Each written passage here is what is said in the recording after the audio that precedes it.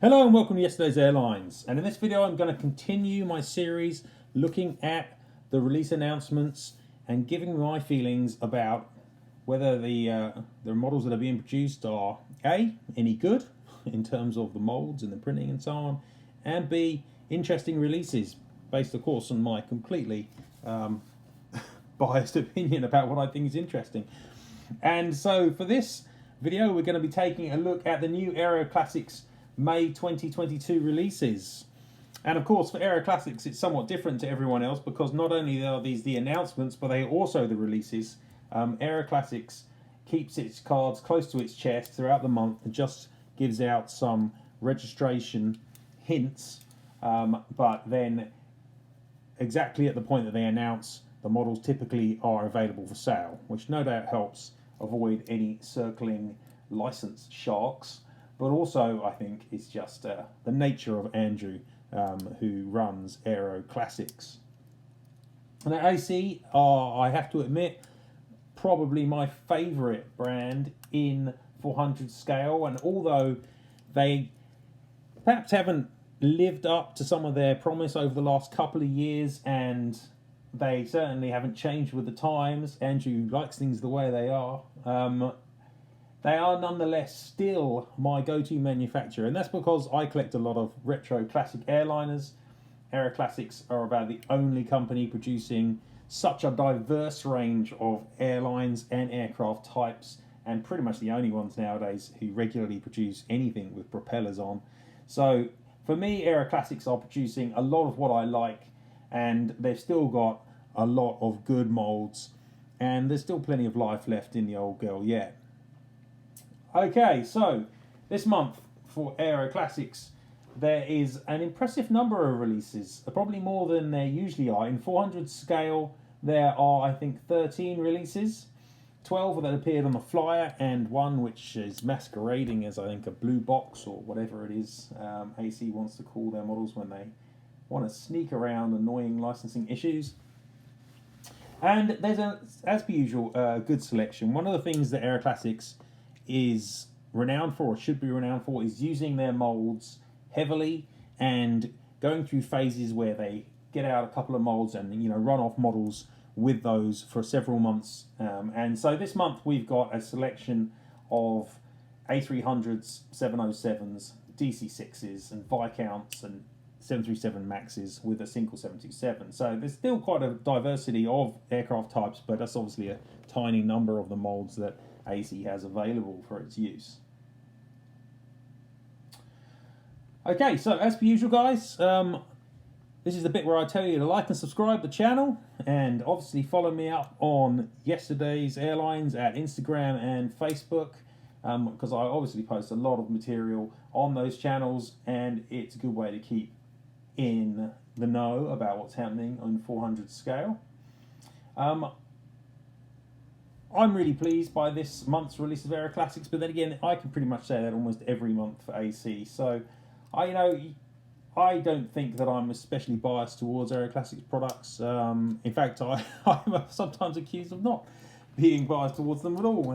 But nonetheless, in general, AC have their faults, but they produce a good range of models. So let's get into this month and see what it is that Aeroclassics have announced. So we'll start out with the pair of Airbus A300s. First up, I should say that I really like the Aeroclassics A300 mold. I think it is the best A300 in 400 scale. It's got a really good shape and it's got an excellent look and feel to it. There's not really a lot of competition, admittedly. There is a Phoenix mold which is around, which has nicer tyre hubs, yeah, but has an appalling front end, and even though it is also seamless at the wings, it looks like a piece of shit. So I don't think anyone should be buying the Phoenix A300 over the Aeroclassics A300 just because of the AC style gear hubs and because there's a seam on this mold. In general, I think this mold is excellent. So no real problems for me for the mold of the Aeroclassics A300. Yeah, I'd like it to be seamless. Yeah, and I'm sure that you could do something with the tyre hubs, but it's a really nice mold. I haven't got any major problems with it. Until someone else produces a better A300, it is the go-to mold for this type. for me. And so this month we've got a pair, and the first one is from Aeronion, registered XALRL. Aeronion's a Mexican cargo airline, and looking at their fleet, it looks like over the past they've operated 10 A300s. I think I've only got 3 of them in service now. Aeroclassics also did an Aeronion 767 not too many moons ago. Mexican airlines seem to sell really well, and it looks like the majority of the production run for this has gone off to Mexico, so it'll probably be quite hard to find outside of Mexico, and I recommend grabbing it if you can find it and you want it. Aeronion is not an especially exciting airline from my perspective. I don't really care for Mexican cargo airlines. I like Mexican airlines, but not really Mexican cargo airlines. So for me, it's not really particularly exciting. It's on a perfectly good mold, though. I can see it's going to sell well in its home market, and I imagine it will be really hard to find in the future. So for me, I think this one is, it's good. It's not spectacular. Looking at the pictures, it looks like it's been produced quite nicely. I say this one is a high flyer for me. Second A300, this one is slightly more classic, but is again a freighter, and it is in the Federal Express colours, so the original Federal Express colours before they became FedEx. So it must be one of their very earliest A300s. I haven't gone back and looked through their A300 fleet to find that out, but it must be. And FedEx is always a really popular airline. Obviously, it's the granddaddy of package cargo airlines. And I'm sure this one's going to sell super well. From the pictures I've seen, it looks okay. Sometimes AC gets colours a bit too dark on these things. I think this one doesn't look too bad. And I think that people are going to, again, really snap this one up. And I would highly recommend getting it. I'd imagine this one is probably going to be the highest selling of all the units this month. It wouldn't surprise me. The mould looks good. The release looks nice. I think that, for me, given the fact that it is a classic colour scheme, it's not one that I necessarily buy, but I can see there's a huge potential for this one in the sales market. I'm going to slip this one up into Supersonic. I think this one is a really nice model and one which is going to sell super well. It looks really good. Okay, so that's all the Airbuses this month. It's not often you can say that for most of the brands around, to only have 2 Airbuses releases per month, but for Aeroclassics it's not unusual because obviously they produce a lot more classic stuff. So moving over into the Boeings, and we've got a pair of 707s, both of which are in the colours of Gulf Air. Gulf Air is hardly renowned as a 707 operator. In fact, they've only ever operated 2 707s in their existence, and both of those were on lease. The first one we have here is it looks like a passenger version. It's registered GBFLE. It was leased from British Midland at the end of the 1970s. But it was being used as a freighter. The lease wasn't particularly long. I think it was only a year or so. But the 707 looks really nice in these Gulf Air colours, I think. The Golden Falcon is a really beautiful scheme. Gulf Air have had a series of nice schemes, and the current one isn't their finest by any stretch of the imagination. But this is a really nice scheme. It looks good on the 707. Aeroclassics 707s, top notch, really good. They've got an excellent 707 320B Plus and 320C mould, which looks really awesome. Really, really nice detailing for me. Again, it's got the standard AC gear type, but I think that's fine on the 707, no problem whatsoever. The mould is really nice. It's the best 707 that's ever been made in 400 scale, unless you take into account the seamless Aviation 400, which was, at least allegedly, was a copy of the AC version, but barely got used. So I think it's a good model, but Gulf Air is not exactly a really important 707 operator. It's not one that really gets me too excited, though I do like obscure 707 operators usually, but Gulf Air isn't really doing too much for me in terms of purchasing. So for me, I think this is going to be really nice. It looks like a good model. I'm going to move this one up into the high flyer category. Now the second Gulf Air release that AC have done here is slightly different. It's Gulf Air Cargo, even though the first one was operating cargo. It's got no windows. The freighter is looking like a proper freighter, and it is registered as N861BX, which actually is the same aircraft as before. So just slightly later in life. And now I think this is a mistake on Aeroclassics' part.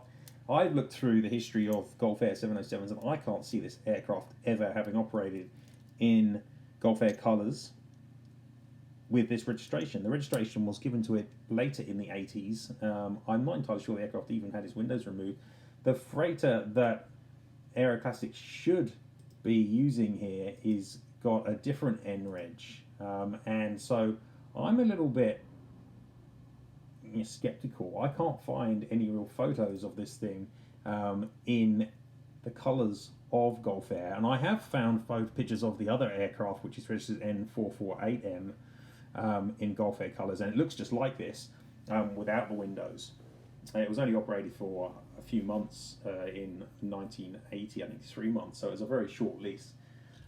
So I think AC has probably made a mistake here with a rego, and it should be N448M. Interestingly, Aviation 400 have done this model before on their mould, and they got the reg correct. So probably a mistake. But nonetheless, not the end of the universe. The reg is very small. The rest of the aircraft looks okay, and as per usual, the mould is good. So for me, I'm going to slip this one up into workhorse. I don't think that it's the end of the universe that the reg is incorrect. It's tiny anyway, but it would obviously be nice if AC would get this sort of thing correct. And there are probably too many of these kind of mistakes being made by them nowadays.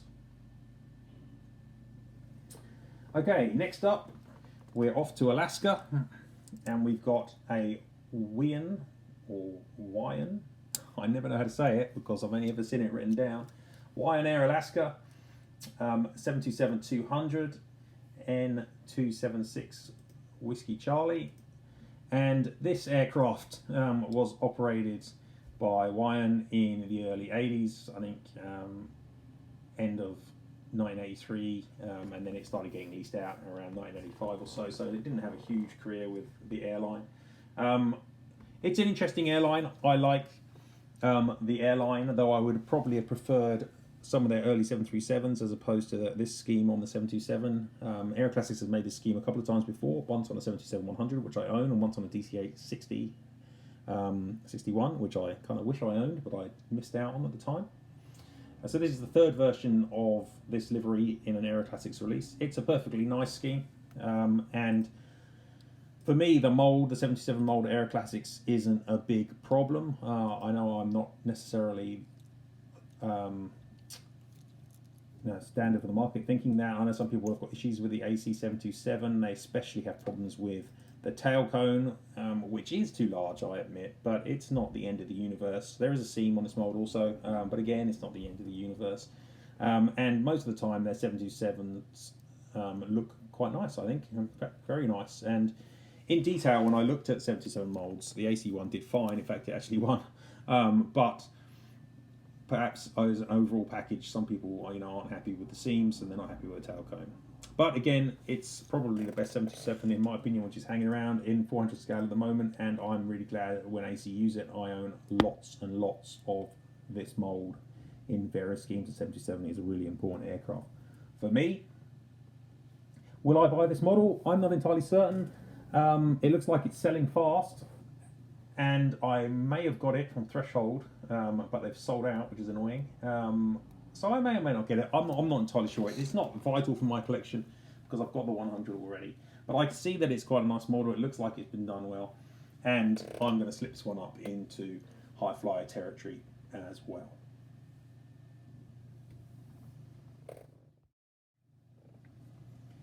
Okay, so continuing our Boeing theme. The next two releases are Aero Moderns, not Aeroclassics, and they represent 737 MAX 8s. The Aeroclassics 737 MAX mould has got a bit of a shellacking, and I can understand why that is. It's not the best MAX mould on the market by some margin. I would say currently the jcwings Gemini mould is better by some distance, and the Panda mould, which seems to have been lost, is also superior.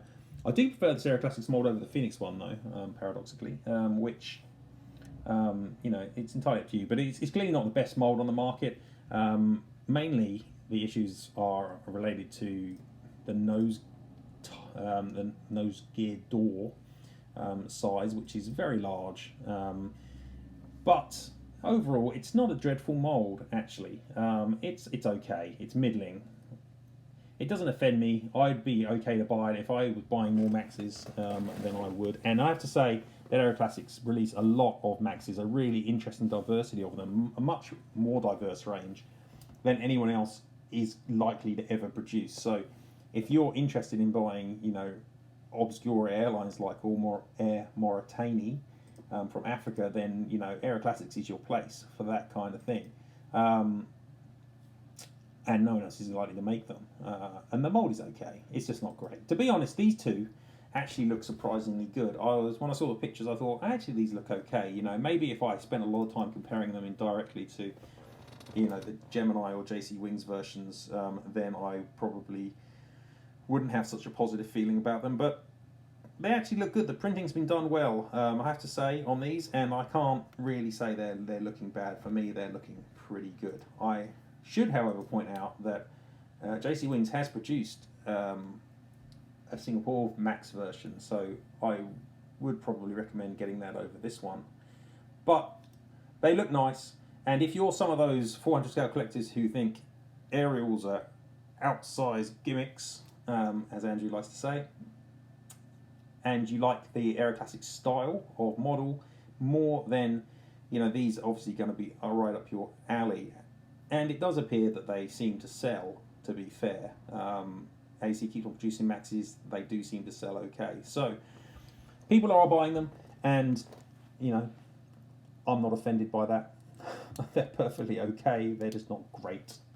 So for me, both of these are going to slip up into the workhorse category. There may be some Max releases AC's done, which I think, oh, that is a bit not so good, and I might put them in gas guzzler. But for me, these two are probably some of their better Maxes. They're looking okay. I'm going to put them up into workhorse territory.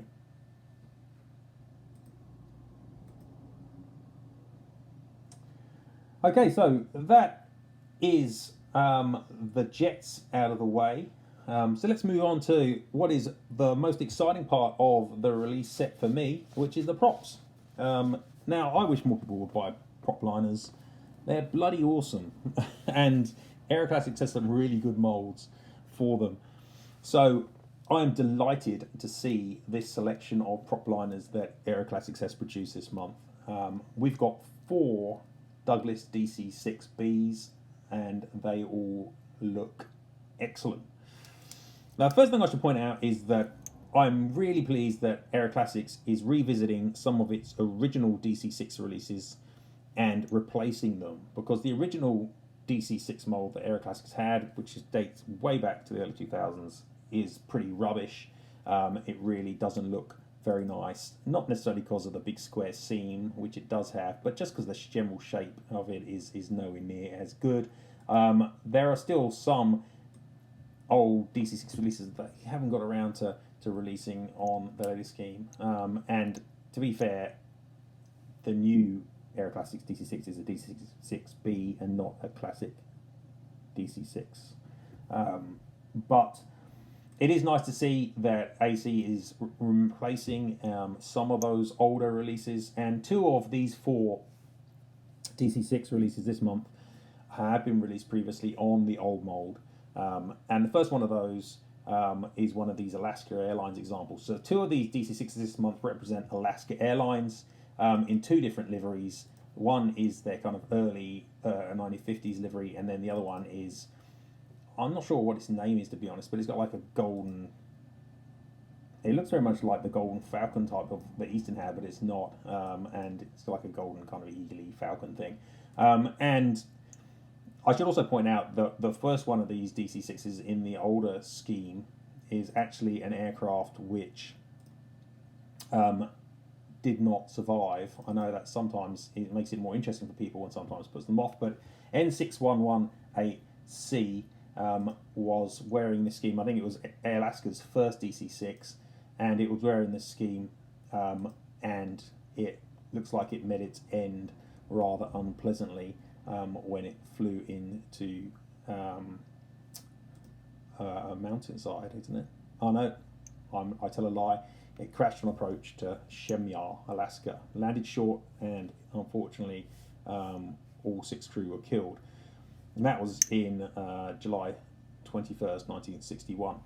It was probably the only Alaska DC-6 that wore this early scheme with the Alaska titles on the tail, as opposed to the version with the gold bird scheme. So, you know, it makes sense that that Aeroclassics have made that one. I'm also really liking the second livery, the slightly more updated scheme, which is on its sister ship here, which is N6119C. This is the version which has already been made on the old Aeroclassics mold. Both of these models are looking really, really good, and surely Alaska Airlines is, or should be, an important carrier for anyone who's collecting classic American stuff. I've got a really extensive Alaska Airlines fleet, and I really like it. And I have to say that these two releases are both looking super nice, really nice. There's just enough difference between the schemes, you know, to make it really worthwhile buying both of them, and they both look great. So for me, these are both stonking right up there in the supersonic territory, because, hey, they look bloody awesome.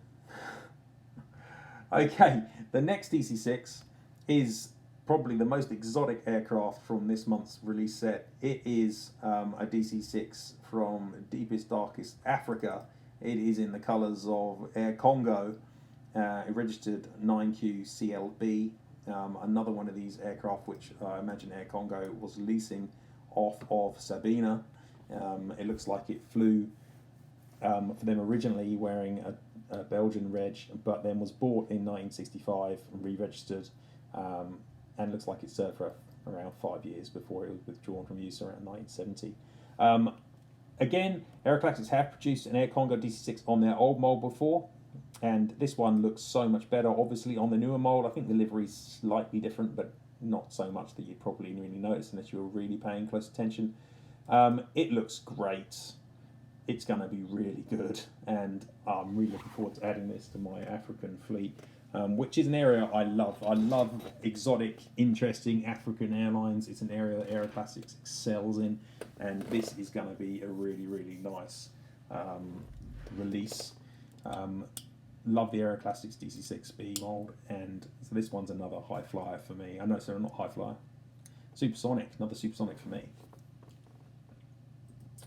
Okay, last up on the DC-6s is probably the most colourful of this selection of DC-6s, and that is Real of Brazil, PPYSL, and it looks very much like Real acquired a small fleet of 6s literally only a few months or so before that they were swallowed up by Varig. I'm looking at their fleet here, looks like they had at least 3 aircraft, and this one was delivered or is bought, actually they were bought second hand off SAS in Feb 1961, and then only, you know, Varig took them over in August, so it wasn't operating with them for too long. Not that that really makes a difference to how interesting this scheme is, because Real had a really, really nice livery, and this one looks, again, super, super nice. I think that Aeroclassics is going to do a good job here. It's not the first time they've produced a Real model. They also have produced a Real Super Connie before, which I have to say is one of my favourite Aeroclassics models. It's a super cool livery and it looks great on the Connie, so I think it will look equally awesome on the DC-6, and the pictures I'm seeing look nice. Got these really cool super DC-6B titles on the nose and the tail. This is going to be another supersonic release for sure, and South American airlines always sell well as well, so I think this one will disappear pretty quick too.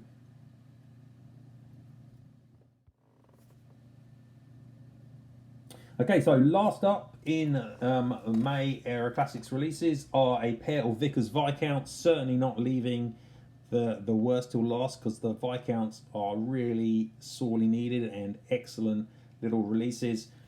The Viscount mold is itself a solid Aeroclassics mold. It's one of the older ones. It's got quite an unsightly square seam associated with it. But it's not the end of the universe, and again, who else is making Viscounts? Who else is ever going to make a Vickers Viscount in 400 scale? Absolutely nobody. These are the sort of aircraft which are really important to the history of aviation, and we owe a debt of gratitude that AC is making them. And overall, the shape of the mould is really nice. It's just that seam is a little bit unsightly. It'll be nice for it to be removed, but it hasn't been. I can't see it ever changing, unfortunately. So the first Viscount here is TFISU. It's a Viscount 700, the short body Viscount. It's flying for Icelandair in a rather attractive scheme, which uses the Icelandic flag as its base here. It looks really nice, the model, actually. I'm looking at the pictures here. Haven't got any major issues with it at all. It's a model that if I had unlimited funds, I'd probably acquire. I don't really need it though, because I've got already a selection of older Icelandic aircraft, including DC-6, a couple of 727s. So I doubt I'll get it. I might pick it up at the seconds market maybe at some point. But for me, it's still a super nice model, only hindered by that seam in the middle there, which is a bit more obvious on the 700, and this scheme doesn't really hide it well. So I'm going to give this one up there into the workhorse category. I think it's a nice model. It's not necessarily outstanding. It's kind of good, and it's the sort of thing which AC produces well, and I know it's going to please a few people that I know who collect European Heathrow visitors, so it's great to see it. And the last model is another Viscount. This time it's the longer 800 series, and this one is possibly, for me, the model of the month. British Midlands, a GAZNA. It's a Viscount 800, as I say, wearing the classics 1970s and into the 1980s British Midlands scheme, which is so common at Heathrow. A scheme which has been massively underrepresented in 400 scale. I think that so far the only representation of this in 400 is one of those incredibly old screw-top DC-910s and a lovely Aeroclassics 707, which I own. Really need to see some more aircraft wearing the scheme in 400 scale, especially at DC-930. But it's wonderful to see a Vickers Viscount with the livery on it. Looking at the pictures, I think that it's looking good. This scheme hides the seam really well with that dark lower cheek line. But if you look at the Viscount 800 mould in general, then I think the seam is better hidden than on the 700 typically anyway. But the scheme here is looking great. The model's looking awesome. My only concern when I looked at the official picture is that the nose looks a little funny, looks a little pointy. And there has been an issue in recent times with the AC factory over polishing some of the molds. But I've spoken to Andrew about this, and he says that it's just this one, and it's not a problem across all of them. So it really better not be, because I've got this one coming in, and I really have high expectations for this one, looking great in my UK fleet area.